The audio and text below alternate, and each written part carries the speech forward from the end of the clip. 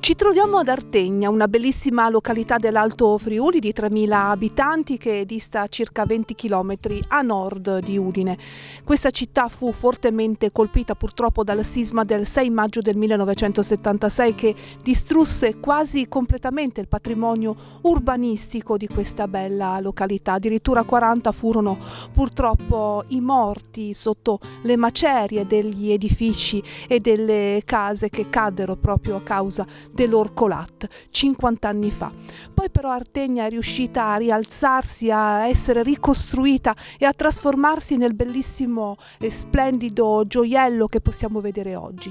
Abbiamo raccolto delle testimonianze non soltanto di quella giornata del 6 maggio del 1976, ma anche dei giorni immediatamente successivi, del periodo successivo al terremoto che portò poi alla ricostruzione e al gioiello che oggi è di nuovo la bellissima Artegna.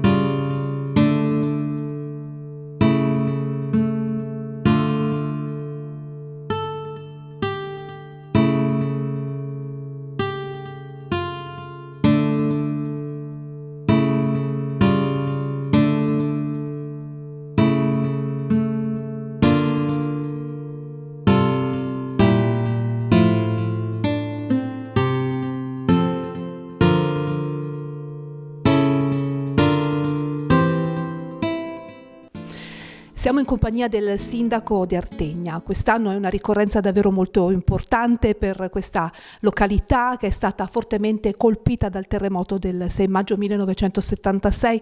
50 anni dopo possiamo dire che Artegna, dal punto di vista così visivo e fisico, non ha segni. I segni rimangono ovviamente nella memoria delle persone, un momento che certamente non possiamo dimenticare.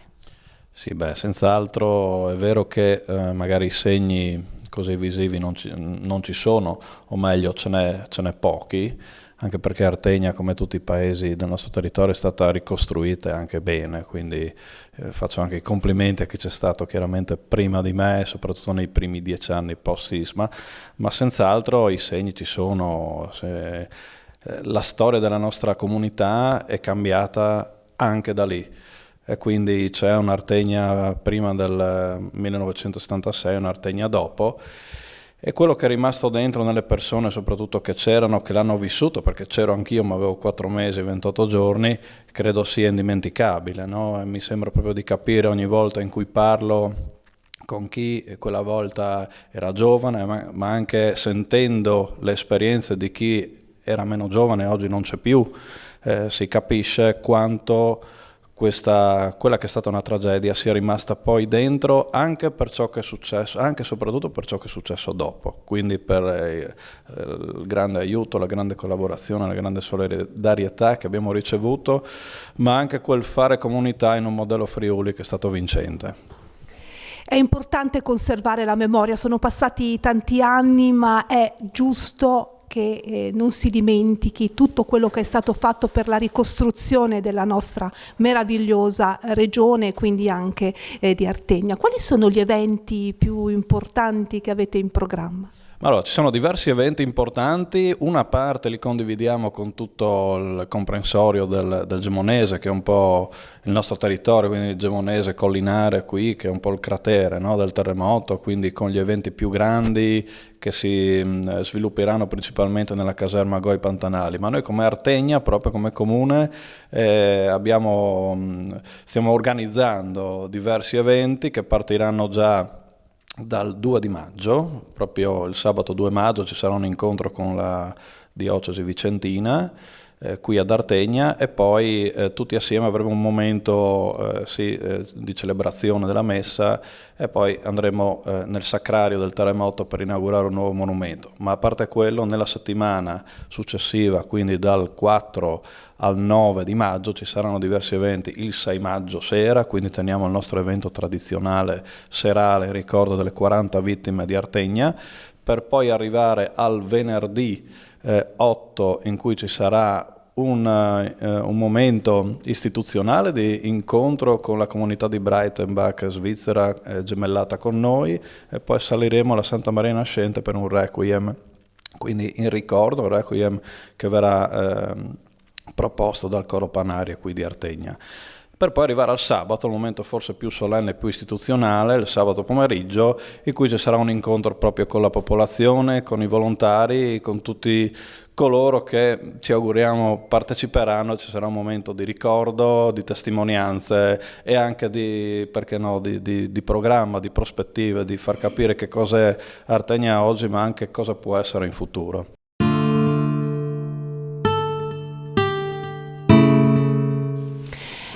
Vogliamo dare quindi voce a uno dei volontari che nei giorni immediatamente successivi e nel periodo successivo al 6 maggio 1976 diede il suo aiuto dopo il terribile terremoto qui ad Artegna. Si tratta di Paolo Della Schiava, che è qui con noi oggi per raccontarci la sua esperienza. Da 2 anni viveva ad Artegna, originario di Pontebba. E quella sera che cosa accadde? Che cosa hai fatto dopo il terremoto? Io quella sera lì ho aspettato mia moglie, che aveva appena partorito ed era all'ospedale di Gemona, quindi lì è tutta ancora un'altra storia molto, molto pesante.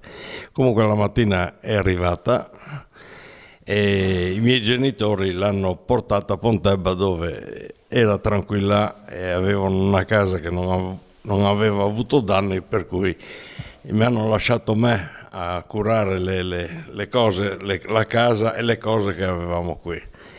E quindi io alle 8 del mattino non sapevo che fare, che venire qui in municipio a vedere cosa stava succedendo ad Artegna.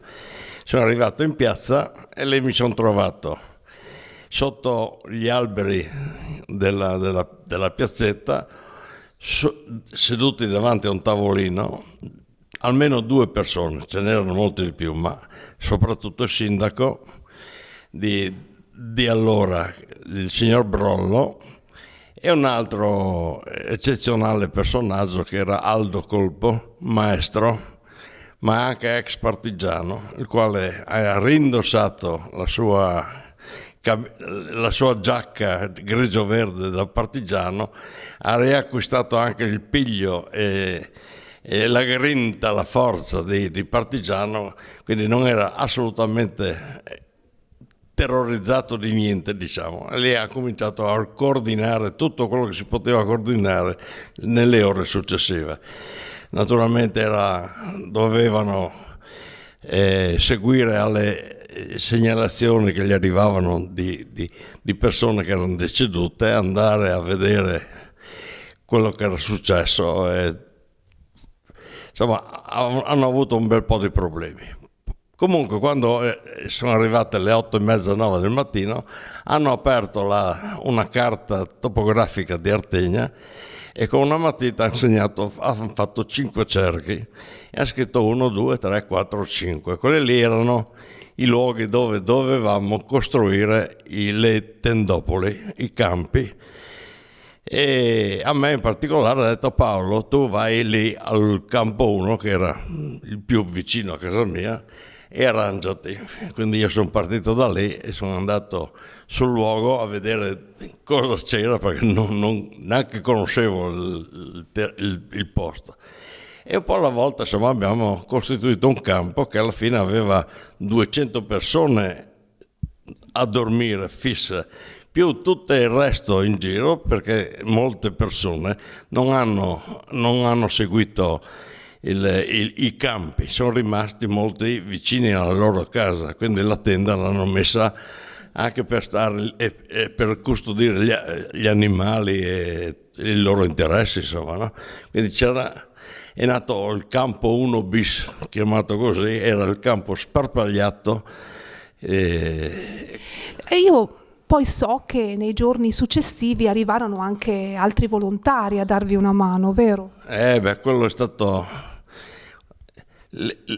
il momento che poi mi ha cambiato completamente la vita, devo dire, perché tutto quello che è successo negli anni successivi è stato dovuto proprio da quello che è successo nell'immediato. E ricordo che ho visto una fiumana di gente arrivare dalla direzione Udine, che entrava in paese, giovani, vecchi, donne, uomini di tutti i colori, di tutti i tipi, non attrezzati, perché portavano le loro mani per andare a scavare nelle macerie. E naturalmente da qua sono passati, poi sono andati a Montenà, sono andati a Gemona, si sono distribuiti in tutti i centri. Questi sono stati i primi, l'8 mattina. Il 9 credo sono arrivati i volontari più attrezzati. Quelli che ricordo io arrivavano da Padova con 2 station wagon e lì avevano di tutto invece. Avevano la motosega, pale, picconi, chiodi, martelli, tutto. 2 macchine ed erano autosufficienti 8 giorni per mangiare e dormire, quindi loro non chiedevano niente. Parlando con il responsabile, che diventerà poi quello che ha creato la protezione civile nella regione Veneto, quindi un personaggio che ha fatto una bella carriera, ho scoperto che lui aveva fatto anche il volontario a Firenze. Quindi aveva molta esperienza per l'alluvione, vero? Era uno degli angeli del fango famosi che noi guardavamo alla televisione, no? Ecco, io collegando una roba con l'altra ho detto: guarda che fortunati che siamo ad avere questa gente qua. Loro con gli altri poi amici di San Giovanni al Natisone hanno solo chiesto se andava bene il luogo. Poi tutto il resto hanno fatto loro. Sono andati nelle case di diroccate a recuperare le travi delle case con grande pericolo. Hanno recuperato tavole, hanno recuperato plastica, hanno recuperato tutto senza comprare niente e hanno fatto una mensa da 150 persone. Una mensa proprio realizzata nel giro di pochissimo tempo. 4-5 giorni, una cosa. Io magari la mattina partivo per andare a recuperare qualcosa da mangiare e tornavo e vedevi già un altro pezzo costruito. Ma non solo, c'era anche il deposito, poi abbiamo fatto la stanzetta per il medico, poi c'era anche la stanzetta che abbiamo recuperato proprio qui vicino, c'era il dentista che aveva la sua apparecchiatura, portato via tutto e abbiamo fatto lo studio dentistico che ha funzionato tutta l'estate. Insomma, dei giorni, un periodo veramente molto, molto forte, intenso, che immagino vi abbia anche insegnato molto, ci ha insegnato molto. Io penso che diciamo l'anno che è stato da 76 al 77, quell'anno lì, a livello di esperienza è valso almeno 10-15 anni di vita normale, tutto concentrato in quei pochi mesi. È stato veramente una cosa fortissima. Soprattutto, poi io ho parlato di 2 gruppi, ma c'era il medico di Napoli che è venuto, che è diventato uno dei più grandi esperti in trapianti di fegato a livello nazionale. C'è l'amico che è arrivato dopo una settimana con camion carico di mattoni. Cosa ci facevamo noi dei mattoni una settimana dopo? Era impossibile capirlo. Però da Domodossola è arrivato con il carico all'1 di notte, disperati perché gli era successo di tutto durante il viaggio. Poi importante sono stati i radioamatori.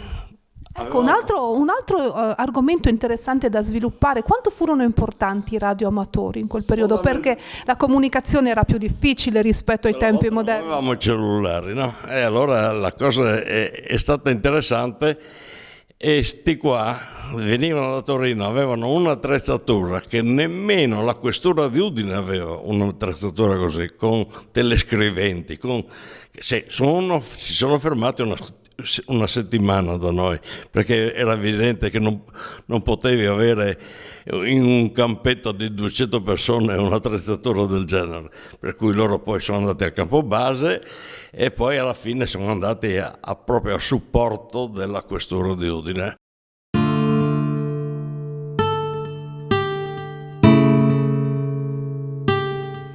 Continuiamo il racconto di Artegna. Siamo in compagnia di una maestra, è stata maestra per tantissimi anni, Margherita Cividino di Artegna, vero Margherita? E lei ha organizzato, è stata una delle partecipi dei campi scuola che sono stati organizzati proprio dopo il terremoto del 6 maggio. Che cosa sono i campi scuola? Come vi siete organizzati dunque?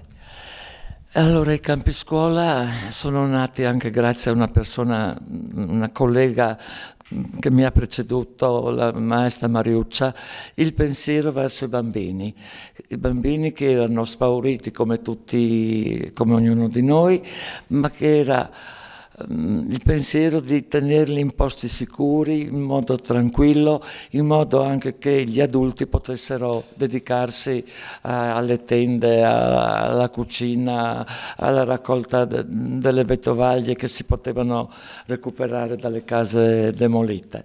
E quindi 10 giorni dopo il 6 maggio diciamo che è nato il primo gruppo del campo scuola, individuata su quella cartina preziosa di cui parlava Paolo, la zona più sicura, lontana da edifici, vicino alla chiesetta di San Leonardo, nei prati, nelle colline vicino, individuato questo luogo.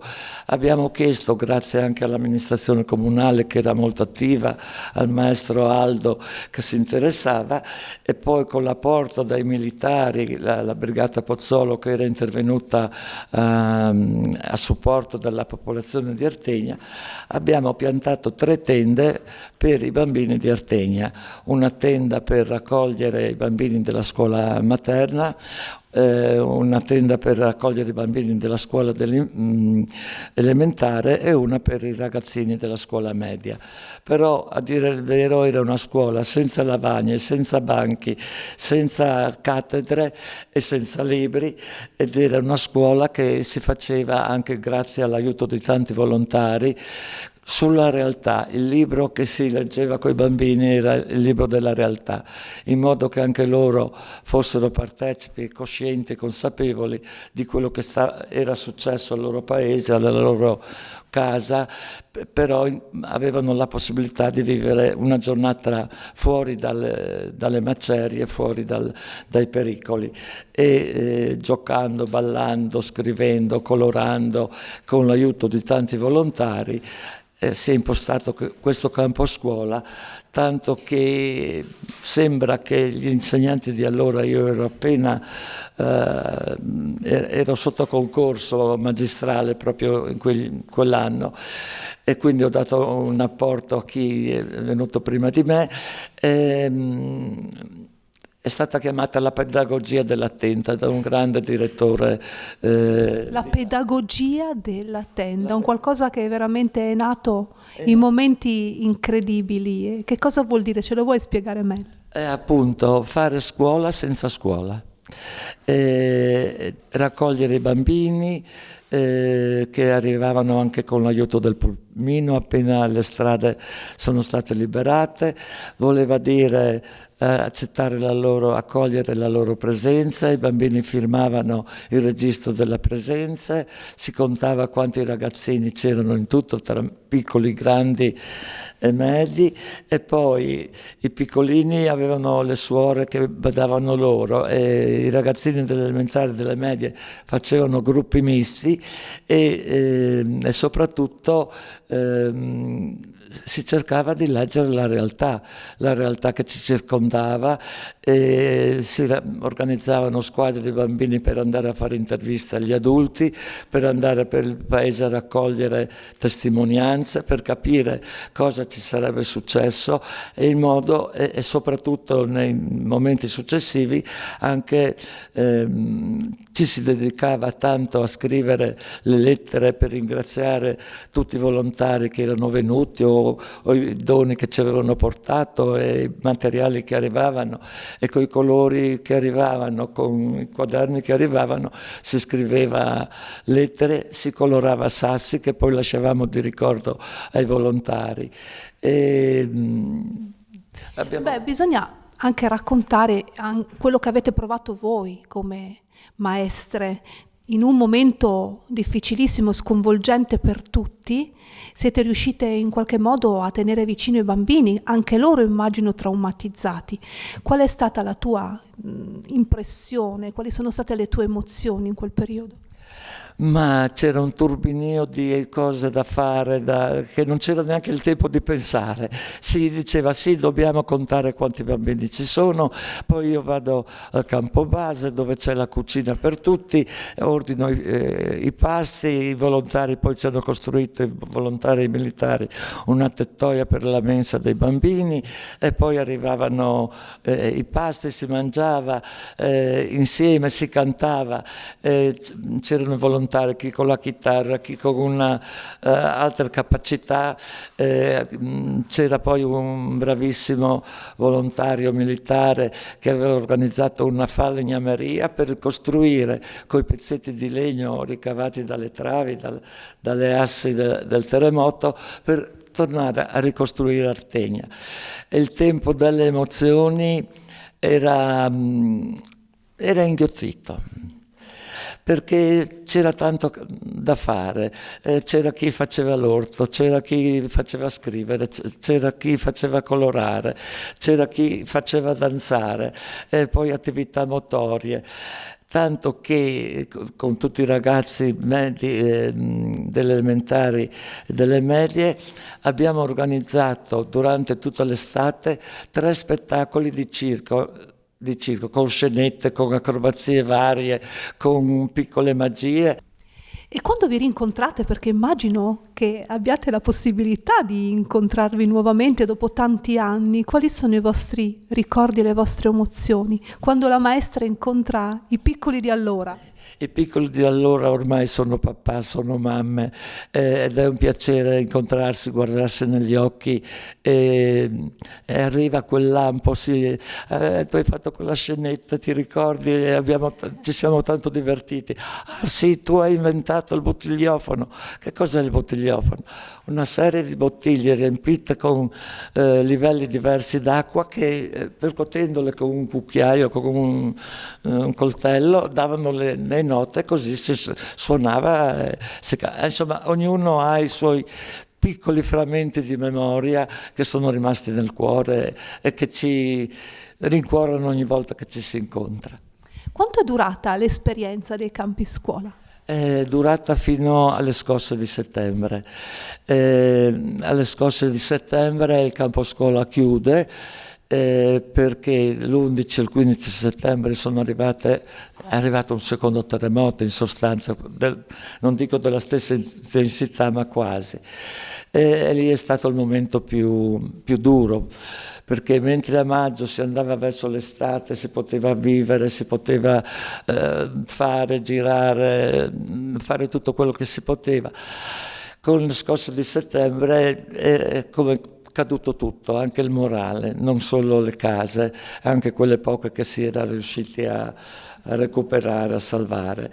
Il momento più duro è stato quello di dire: dobbiamo partire, non possiamo affrontare l'inverno in queste condizioni, perché alcune baracche non c'erano ancora, nella tenda non si poteva pensare di superare l'inverno, e poi è intervenuto il commissario Zamberletti, che ha requisito diversi appartamenti sulla costa, Lignano, Bibbione, e c'è stato appunto l'esodo della maggior parte della popolazione. La bandierina che mi hanno lasciato i lavoratori della compagnia unica, la CULM di Genova, proprio per tutto l'intervento che avevano fatto per noi, ma non solo, la Regione Liguria, il Comune, l'ospedale di San Martino hanno assicurato per un anno intero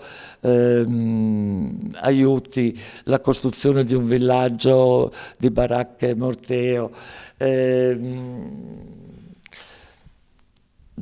libri per la scuola, di tutto e di più, insomma. Quindi avevamo gente che saliva nelle case diroccate per recuperare le travi, le legna, le assi. Poi hanno salvato anche le campane della chiesa di San Rocco, le hanno messe in salvo prima che venisse demolita la chiesa. Insomma, ci hanno adottato in tutte le forme, in tutte le misure. E ci è arrivato anche il sostegno dal lago di Como, in particolare da Menaggio del lago di Como, ma di tutta la riviera ponente del lago di Como. Avevano fatto una colletta molto significativa, che ha consentito di costruire 4 aule vicino alle baracche che ormai la provincia stava provvedendo a costruire per i ragazzini di Artegna, e abbiamo con questo anche un altro piccolo frammento di ricordo, la barchetta del lago di Como, a ricordo di questa grande solidarietà che abbiamo ricevuto.